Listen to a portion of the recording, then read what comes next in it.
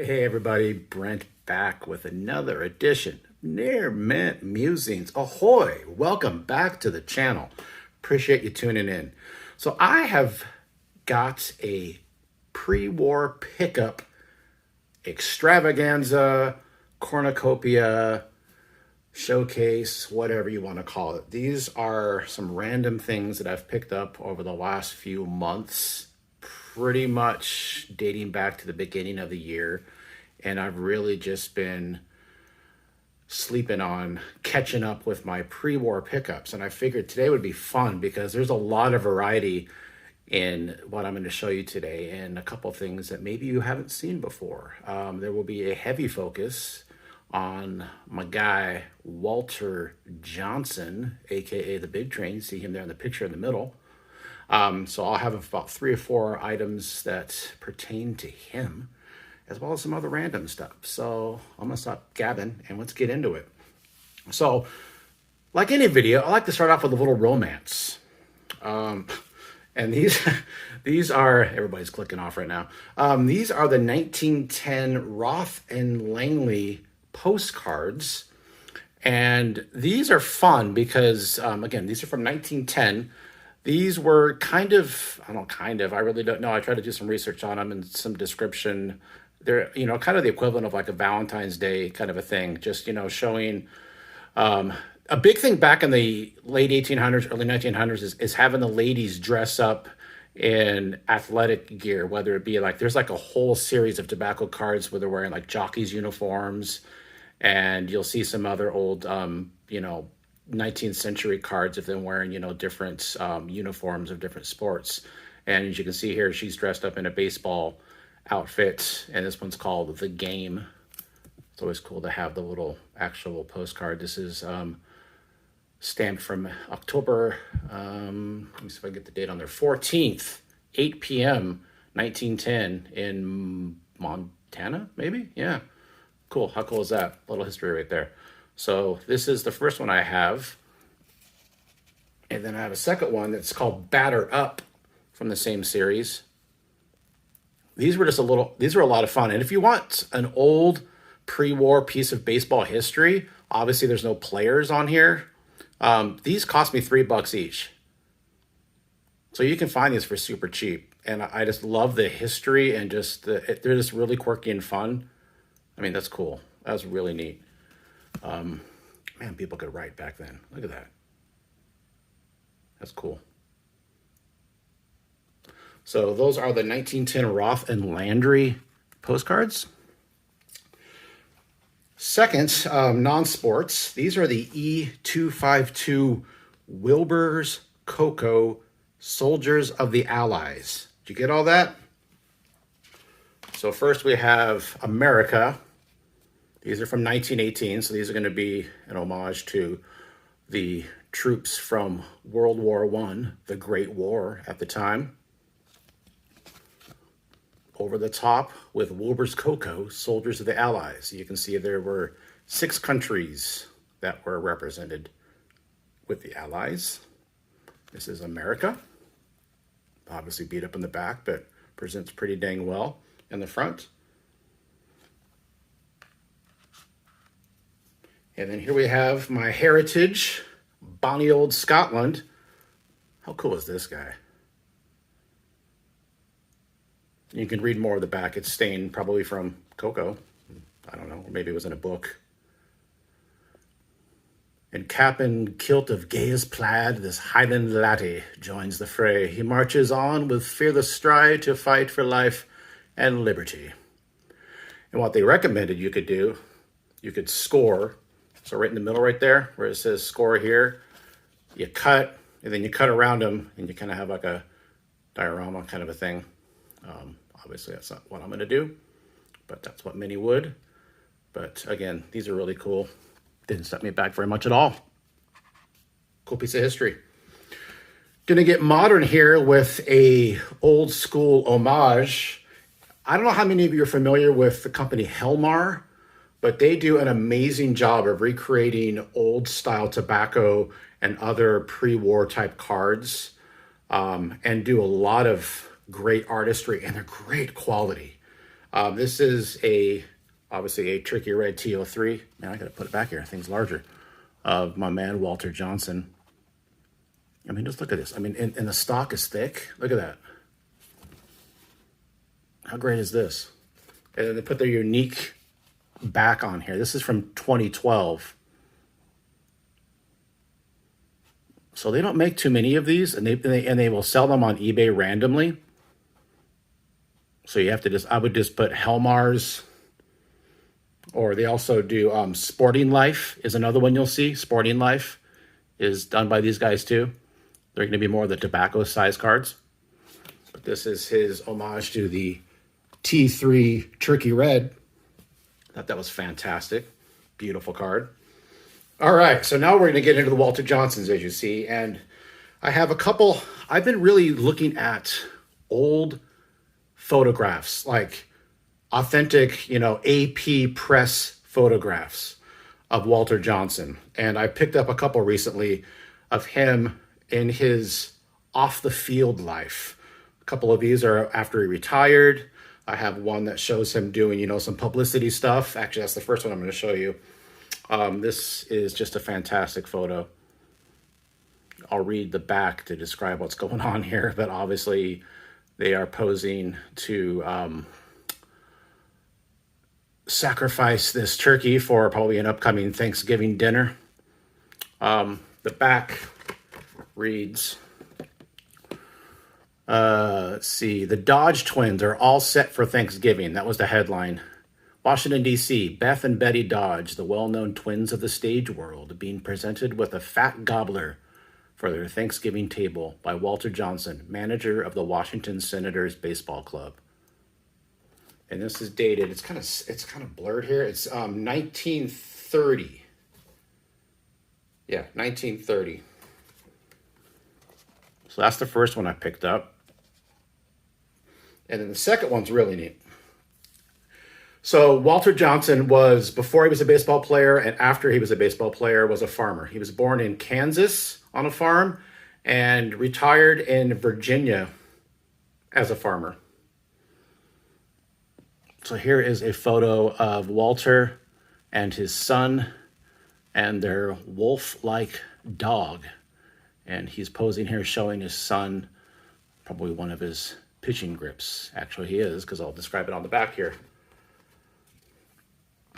Like father, like son, February 25th. 20-year-old son, Walter Johnson Jr., 20-year-old son of the former big league pitcher, is watching his dad demonstrate the once famous smoke ball grip, which fooled batters for several years. Young Johnson is to go south in a few days for a tryout with the Philadelphia Athletics. So Walter Johnson's son, Walter Jr., tried to follow his dad's footsteps. Kind of big muddy boots to fill, obviously. I don't think anybody could fill those shoes. But nonetheless, this is a great photo of Walter and his son on the farm with their dog in the middle. Just a great piece of baseball Americana. I love it. Love it, love it, love it. Okay, 3 more items. This next one is really cool. This is a pamphlet. I'm going to take it out of the plastic sleeve here.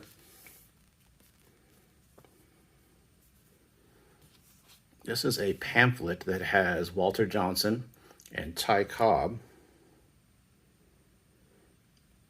And let me get the date for you here. This was done in 1924. I'll actually hold it's kind of fragile, so I don't want to be too crazy with it. But this is called Loose Ends, copyright 1924, which is great because 1924 was the year the Senators won the World Series. That photo that I started off this video with showed that team from that year. So this is the pamphlet from 1924 with the baseball contest you could enter in. And it highlighted the 2 biggest stars of the day, Ty Cobb and Walter Johnson. What's cool about this is that this was authenticated, and hopefully this will show up on camera. I might have to curve it here.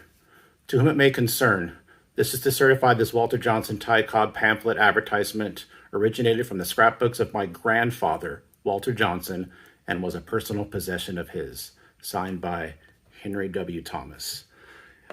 Henry W. Thomas is also the author of probably the best known biography of Walter Johnson, the Big Train. So if you ever look up Walter Johnson books, that's going to be the one you're going to see. And Henry W. Thomas was the author of that. So how cool to have something simple like this, but to know that Walter Johnson owned this. So that's really cool in my book. So next is a card. Yes, I'm going to show a card of Walter Johnson. Not really, but I will show a card of the next best thing. And that is his trusty battery mate of his first days with the Washington Senators. And that is Charlie, a.k.a. Gabby Street. This is the 1910 sepia. Man, I want to say sepia. I'm sorry if I've said that in many videos in the past, and my wife corrected me, and I guess that's finally what's turned me from my wicked ways. Sepia postcard of Charlie Street, a PC 796. These are a fantastic set. I actually showcased this on my Instagram page and went into depth about this card. There aren't a lot of them. Walter Johnson is included in this set and is extremely pricey. So to get this is, in my opinion, the next best thing. It's the only other Washington Senator in the set. It's his trusty backstop.